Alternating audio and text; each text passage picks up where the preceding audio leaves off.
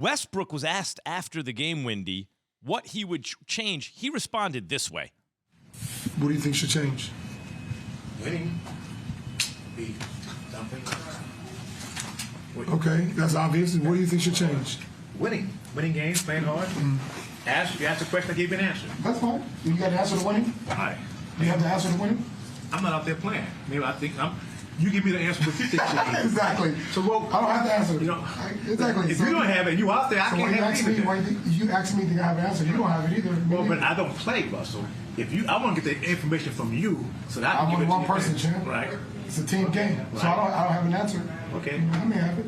I don't have it. It's all good. But I'm asking the pros who know the game, play the game, what you think you can do to make it your part, their part, everybody's part. Sure. That's what I'm asking. No, I really I respect that. Windy, that is Russell Westbrook being kind of like trying to turn it around on the media member, and then the media member saying, well, no, not so fast. What's your impression of how Westbrook's handling himself here? He basically is saying, I don't have any answers. You know, he's asked to sit there after every game and say the same thing now. He's honest. He's just being honest. He's like, what's the answer? I don't know what the answer is. You tell me the answer. And, the guy he was talking with has covered the team for 25 years. He's very well respected, and they were fine after that. But the Lakers' situation right now is, I don't want to use the word hopeless because they're going to get AD back on the next week, and that could potentially be a bit of a game changer, but it's not going to change their overall situation. And him saying that is just clear that he doesn't have an answer. And I think in a weird way, he was just being honest. See, I feel like Russell Westbrook is really, really frustrated. And I was trying to tell the guys before, Wendy, I don't look at Russell Westbrook as a LeBron James type leader. And when you're part of a losing organization like the Lakers are right now, like, let's be honest about it. Like, the culture doesn't seem as well together as it should be. And that's due for, a numerous amount of things. But, like, when you lose night in and night out and you're forced to answer a lot of these questions, once again, not making excuses for him, but I look at him as a hired assassin, a hired gun, not a guy to, lead our moral compass about where we're going with the team. And you can just tell it's spilling over for him. Yes, and I actually think in the last month he's played his best basketball of the year. It's qualified, but he's reduced his turnovers. They're still high, but if you look at his numbers from like November, December, he's playing a lot better. He's handling the ball less. He's been willing to give up some of the ball because he realizes that him handling the ball so much isn't working. He's actually made some changes that are positive, but the hole was so deep, and he is, the thing about it is, it's not just Westbrook's play. It's Westbrook's play combined with the fact that the players they traded away from them eroded the rest of the roster. Mm-hmm. So it's a combined that. And so you could probably say, well, it's not Russ's fault. He didn't trade for himself. Why should it be his fault that they mangled the way the rest of the roster was handled? But then I would say, but it was Russ who saw them about to do another deal, picked up the phone and called LeBron and said, hey, get me there. So, there's nuance in all of it. I actually kind of look at Russ, as, for the first time all year, I've kind of felt sympathy for him because he's been a non-sympathetic figure for most of this year. Like, he's out there banging the side of the backboard, throwing the ball into the fifth row, and grimacing the whole way through.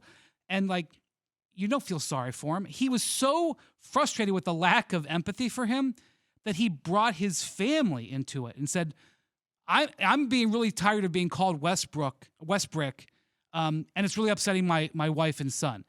Now, those are sympathetic figures. But the reason he did that was because his complaints weren't being what's regarded. so funny? You brings that up, guys. When Mike Tyson and Roy Jones had their, whatever you want to call it, exhibition last year, 2 years ago, I think it was on Versus, something like that. After the fight, everyone was like, oh, Roy, you did great, and was it scary?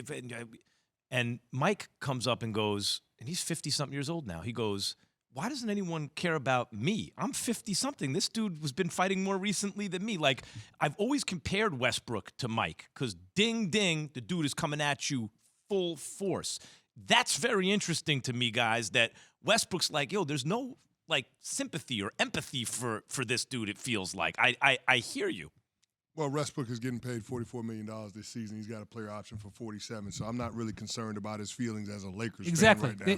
That is exactly what people feel. Exactly. Yeah, so spinning this thing forward, Wendy, and looking at the Lakers' upcoming schedule, remaining schedule, they've got 5 games against teams that are 10 games over 500 or better, and you look at the teams they're in competition with. I think the Pelicans have 2 such games, and then the Spurs have 3 such games. So is there a real possibility that we could be talking about the Lakers being on the outside looking in when it comes to the play-in tournament?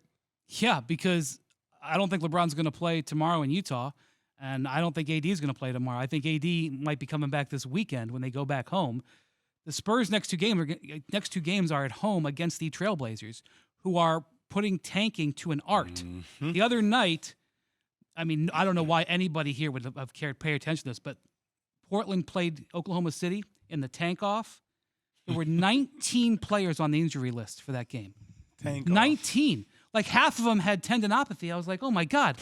The NBA ought to scramble a team of doctors. Tendinopathy is contagious from knee to knee. That's who's playing in San Antonio. They're going to be wearing masks around their knees when they come to practice. I'm concerned. That's who's playing in San Antonio the next 2 games. By the way, they played in Portland last week, and I think San Antonio won by 30. So look, San Antonio's a flawed team. They got the same record as the Lakers. I'm not sitting here handing them wins. But by the time LeBron comes back and AD comes back, they could be another game or 2 behind because of what just the next few days are. As a Lakers fan, Chris Canty, let me tell you something. Ahead of time, you're going to get LeBron, you're going to get AD, and you're going to win a championship, but you're going to be this bad 3 years in. I sign up for it. For the championship, Lakers fans would have to sign up for it. Yeah, I take it, Max, but it still doesn't make me feel better about the chalk outline that is the 2021-2022 season. It makes me feel a little better about it. It's not true. No, yeah, it doesn't. Yeah, it does. Maybe a little better. I'm trying to make people feel better. Stop bringing everyone down. When LeBron came to the Lakers and then they traded for AD, I was thinking championships, not just one championship. But I'll take one.